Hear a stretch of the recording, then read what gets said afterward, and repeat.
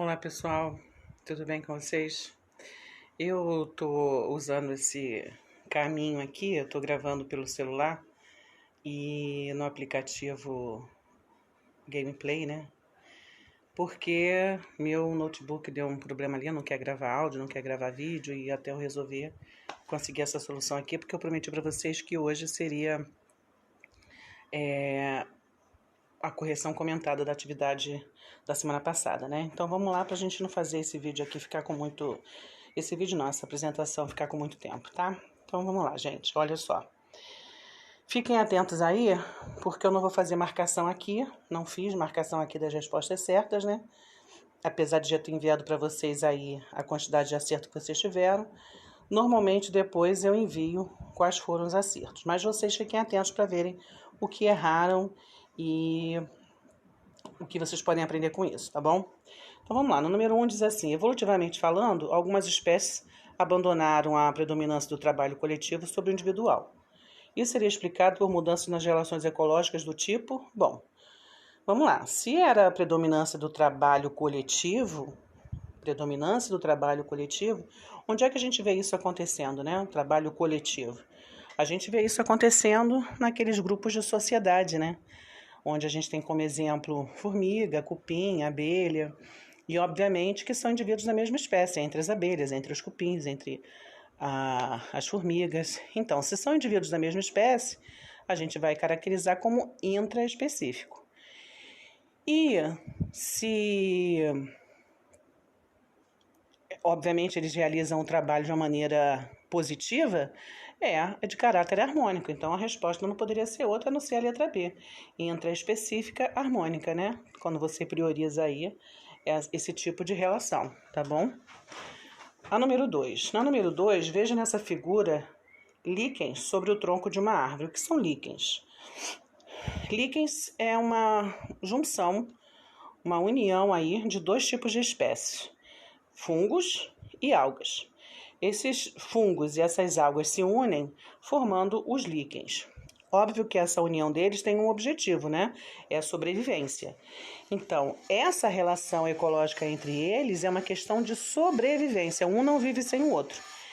Os dois se beneficiam e um não vive sem o outro. Então, é o caso da gente chamar essa relação de mutualismo. Essa seria a resposta certa aí, mutualismo. Vamos ao número 3. Leia as afirmações sobre o assunto Relações Ecológicas abaixo. Identifique as afirmativas corretas e dê como resposta a soma dos valores desses itens. Bom, a gente tem 5 itens aqui, cada item tem um valor. O primeiro item vale 5, o segundo 10, o terceiro 15, o quarto 20 e o quinto 25. A gente vai somar os valores dos itens que estão corretos. Então vamos avaliar um a um. O primeiro. O predatismo é uma relação desarmônica entre a presa e o predador. Essa relação é importante para o controle populacional das presas. De fato, o predatismo é essa relação desarmônica, porque só um tem vantagem nessa história, o outro fica prejudicado, né? O caso da presa que morre. E não deixa de ser também essa questão de colaborar com o ecossistema aí, tendo o controle das presas, porque num ambiente onde não existe predador, o número de presas vai ser imenso, né? Então, isso poderia alcançar picos aí de desequilíbrio ecológico, né? Competição é tanta que vai haver um desequilíbrio ecológico aí entre eles, acabar alimento, escassez de alimento e tudo mais. Então, de fato, o primeiro item está correto. Segundo item, a lombriga é considerada um endoparasita, enquanto a pulga e o piolho são ectoparasitas. Estes organismos buscam abrigo e alimento no hospedeiro. De fato, lombriga, pulga, piolho são parasitas, né? Estão dentro de... Não necessariamente estão dentro, estão parasitando hospedeiros. Prejudicam esses hospedeiros. Só eles têm a vantagem, né? Acontece que a lombriga ela é endo, porque ela fica dentro do hospedeiro, e o piolho e a pulga são ectoparasitas, porque estão fora do hospedeiro. Então, esse segundo item também está correto, já temos aí a soma de 15 pontos. As rêmoras são peixes que se grudam na pele dos tubarões com o intuito de aproveitar os restos de suas presas, caracterizando o comensalismo. Isso é comensalismo. É uma espécie se associar a outra, fisicamente, inclusive, né? Onde uma espécie só tem o benefício para a alimentação, porém não prejudica o outro. Então, esse é um exemplo clássico aí, as rêmoras e o tubarão, né? Esse item está correto, então nós já temos aí 30 pontos. Os líquens são formados pela associação de fungos e algas, numa troca de benefícios obrigatória para a sobrevivência de ambos. Acabamos de comentar sobre isso na questão número 2. Está corretíssimo esse item. Então, nós já temos tomados aí 50 pontos. O último item, os cupins não conseguem digerir a celulose sem a ajuda dos protozoários. Nos humanos, esse polissacarídeo é facilmente digerido, uma vez que produzimos a celulase, uma enzima específica para a digestão dos carboidratos citado. Bom, vamos lá. Primeira parte do item está perfeito, quando diz: os cupins não conseguem digerir a celulose sem a ajuda dos protozoários. Isso está certo.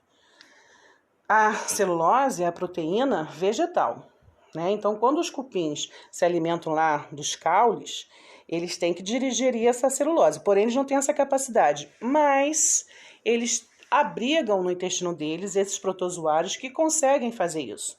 Então, os cupins fornecem nutrientes para os protozoários e os protozoários, por sua vez, digerem a celulose para os cupins. Então, essa primeira parte aí estaria perfeita. Acontece que ele diz, nos humanos, esse polissacarídeo, quer dizer, a celulose, né? É facilmente digerido uma vez que produzimos a celulase. Aí é que está o problema. Não, nós não produzimos a celulase. Nós não temos a capacidade, assim como os cupins, de digerir a celulose. Só que nós não temos também esses protozoários que os cupins têm. Então, isso para a gente é até benéfico. Por quê? A celulose nada mais é do que as fibras. As fibras que a gente busca aí em alimentos, né? Como a casca de frutas, né? Que a gente consome, casca de maçã, casca de pera, né? Alimentos que possuem o bagaço da laranja, né? Que possuem essa fibra. E a fibra que não é um nutriente, mas é extremamente importante para nós. Por quê? Porque ajuda a formar o bolo fecal, ajuda no trânsito intestinal. Então, esse último item aí está errado, porque diz que nós temos uma enzima, celulase, capaz de digerir a celulose. Isso está errado. Então, de fato, para o número 3, a resposta certa seria a letra D. Nós somamos 50 pontos aí, em função dos 4 primeiros itens que estão corretos. Quarta questão. Um morcego é capturado por uma coruja que caça à noite. Ambos são capturados por uma rede armada por pesquisadores. Após análise cuidadosa da coruja e do morcego, os pesquisadores encontraram sob as penas da coruja ácaros e piolhos, e sob os pelos do morcego, moscas hematófagas. As interações interespecíficas entre a coruja e o morcego, ácaros e piolhos, moscas hematófagas e morcego são denominadas respectivamente. Então, nós temos aí 3 tipos de relações que eles estão pedindo a identificação. Primeiro, entre a coruja e o morcego. Óbvio que é um caso de predação. A coruja está caçando para se alimentar e pega aí o morcego. Então, é uma predação. O morcego é a presa, a coruja é o predador, né? Sendo assim, a gente teria como opção certa ou a A, ou a B, ou a D. Agora, a segunda relação que eles querem que nós identifiquemos é entre os ácaros e os piolhos. Entre os ácaros e os piolhos, a relação é de quê? Veja bem, os dois estão predando, parasitando, na verdade, desculpem, os dois estão parasitando a coruja. Eles vivem ali sob as penas da coruja. Então, eles estão lá se alimentando, né, usufruindo de insumos que a coruja fornece. E prejudicando a coruja, obviamente, né? Então, eles são parasitas da coruja. Porém, entre eles, o ácaro e o piolho, eles são competidores, estão competindo por esses insumos aí que a coruja fornece para eles. Então, é isso que a questão quer.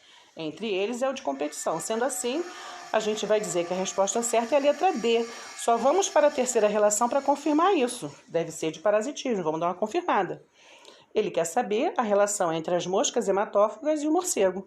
Óbvio que é de parasitismo, porque as moscas se alimentam de sangue, por isso que elas são hematófagas, se alimentam de sangue do morcego, e claro que prejudicam o morcego por conta disso. Então, elas são parasitas sim. Resposta certa, letra D, tá? Vamos ao número 5. A relação de vírus ou bactérias causadores de doenças com seus hospedeiros é um tipo de relação ecológica. Aí nós temos aí 5 opções. Interespecífica positiva? Não é positiva. É interespecífica porque são espécies diferentes, né? Um vírus com ser humano, um vírus com animal. Mas não é positiva porque causa doença, então não pode ser positiva.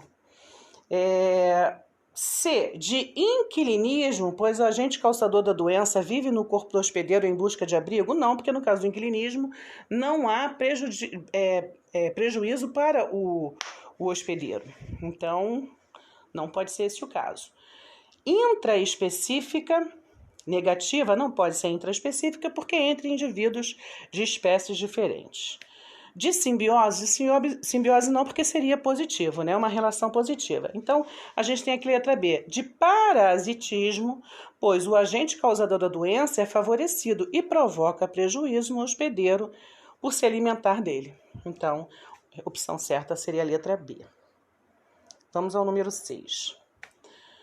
O filme Procurando Nemo é uma produção que se baseia na vida de 2 peixes palhaço, pai e filho, habitantes da Grande Barreira de Coral. Nós vimos isso no filme, né? No desenho, né? Procurando Nemo. Tão bonitinho. Do ponto de vista biológico, o filme apresenta algumas imprecisões. Por exemplo, Marlin é um pai zeloso e protetor que cuida cautelosamente do filho Nemo, o único sobrevivente da ninhada. Porém, esse cuidado parental da espécie dos peixes palhaço não ocorre na natureza, pois o macho só cuida dos ovos, até o momento da eclosão. No entanto, tal como no filme, na natureza, os peixes palhaço ganham proteção e alimento vivendo entre os tentáculos das anêmonas no mar. Essa proximidade entre essas espécies é facilitada porque a pele desses peixes possui uma defesa especial que os protege de serem atingidos pelo veneno dos tentáculos das anêmonas, que também se beneficiam dos restos de alimentos deixados pelos peixes palhaço. É correto afirmar que a relação descrita entre esses seres vivos de espécies diferentes denomina-se, vejam bem, os dois estão se beneficiando. Porém, não é uma relação de vida ou morte. Um necessariamente não precisa do outro para sobreviver. Os dois se beneficiam, mas um pode viver separado do outro. O peixe ele pode buscar outro tipo de abrigo. A anêmona ela tem essa característica dessa toxina, né? Que se organismos encostarem nela, ela consegue intoxicar, e aí esses organismos morrendo, ela acaba se aproveitando ali para se alimentar também. Então não é uma questão de vida ou de morte, por isso que é apenas uma protocooperação. Os dois se ajudam mutuamente, mas não é uma questão de vida ou morte. Opção certa, letra D de dado. Aí vamos ao número 7. As esponjas desempenham papéis importantes em muitos habitats marinhos. A natureza porosa das esponjas as torna uma habitação ideal para vários crustáceos, equinodermos e vermes marinhos. Além disso, alguns caramujos e crustáceos têm tipicamente esponjas grudadas em suas conchas e carapaças, tornando-os imperceptíveis aos predadores. Nesse caso, a esponja se beneficia por se nutrir de partículas de alimentos liberadas durante a alimentação do seu hospedeiro. As relações ecológicas presentes no texto são, então vejam bem, ora ela é só uma questão de você ter ali um hospedeiro que está se aproveitando do abrigo, né, para poder morar, não está prejudicando ninguém, está se beneficiando, é claro, mas não está prejudicando o hospedeiro. Ora, você tem uma relação onde um e o outro são beneficiados em função da alimentação, em função do transporte, né?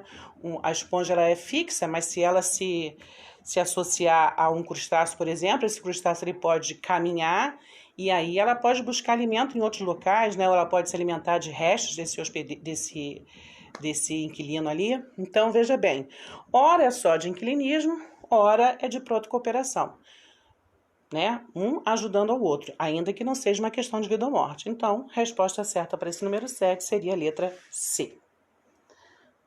Número 8. Se duas espécies diferentes ocuparem no mesmo ecossistema o mesmo nicho ecológico, é provável que, vejam bem, elas são espécies diferentes, mas dependem dos mesmos insumos, né? O mesmo alimento, o mesmo abrigo. Então, o que vai acontecer? Se eles são de espécies diferentes e estão dependendo ali do mesmo insumo, o que vai acontecer entre eles é uma competição. Uma competição de que tipo? Interespecíficas, ou seja, espécies diferentes competindo pelos mesmos insumos, né? Seja abrigo, seja água, seja alimento. Então, a resposta certa aqui seria a letra A. Número 9. Quando criança, em função de hábitos culturais de meus pais, tive uma experiência hoje considerada antiecológica. Isso é verdadeiro, tá? Meus pais são de origem nordestina e a gente acaba passando por determinadas experiências aí, né? Como essa aqui. Eu comi uma ave chamada avoante, ou também conhecida como a ribaçã. Para eles era a ribaçã, tá? O nome científico dela é Zenaida auriculata noronha. É uma ave migratória que se desloca no Nordeste acompanhando o ritmo das chuvas, encontrando-se ameaçada de extinção e em decorrência da caça indiscriminada. A relação do homem com esta ave é, se vocês derem uma busca aí no Google e colocarem Polícia Federal, a ribação, vocês vão ver uma série de apreensões que ainda hoje isso acontece. Eu mesma já viajei para o Nordeste, em feiras lá, ainda tive a oportunidade de ver não só a ribação, como certas espécies de lagarto e também preá, que é um tipo de roedor silvestre. Eu também já experimentei o preá, né, quando era criança por conta disso. Mas hoje os anos são outros, né? Eles faziam isso mais no nordestino para poder se alimentar mesmo, questão da seca e tudo mais. Só que isso virou uma marca cultural que, graças a Deus, aos poucos vem acabando, né? Porque as pessoas vão se conscientizando, a verdade é essa. Então, qual é esse tipo de relação do homem com essa ave? É uma relação harmônica? Óbvio que não, porque o homem é que está se beneficiando, está usando a ave como alimento, né? Então, o que você tem aí é uma relação desarmônica entre espécies diferentes, então é interespecífica, e de predação, porque o homem preda essa ave. O homem é o predador, a ave é a presa, né? Então, a resposta certa para o número 9 é a letra D. 10ª e última questão. O gráfico abaixo representa a variação no número de indivíduos de uma população nativa da espécie X, antes e depois da introdução de uma espécie exótica, Y, em seu habitat. Gente, quando vocês tiverem uma questão aí de gráfico para responder, primeiro olhem bem para o gráfico, analisem, porque normalmente ele é de fácil análise. A gente só tem que ter uma observação aí criteriosa, né, focada, concentrada.